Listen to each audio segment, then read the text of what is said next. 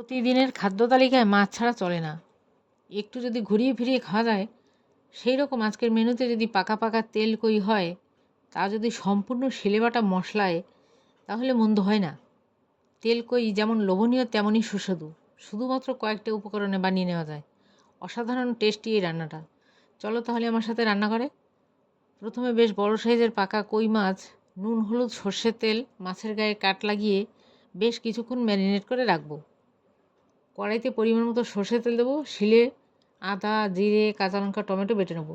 তেল গরম হওয়ার পর কই মাছগুলো ভেজে নেবো। ওই তেলে শুকনো লঙ্কা কালো জিরে ফোড়ন দেবো, দিয়ে দেবো আদা বাটা জিরে বাটা টমেটো বাটা কাঁচা লঙ্কা বাটা, দেবো হলুদ গুঁড়ো আর নুন। মশলা ভালো করে কষানোর পর দিয়ে দেবো জল। ফুটে উঠলে দিয়ে দেবো ভেজে রাখা কই মাছ। এবার কিছুক্ষণ ঢাকা দিয়ে মাছ সেদ্ধ হতে দেবো। সবশেষে দেবো দুটো গোটা কাঁচা লঙ্কা। ব্যাস তৈরি হয়ে গেল অত্যন্ত লোভনীয় টেস্টি শিলে বাটা মশলায় তৈরি তেল কই।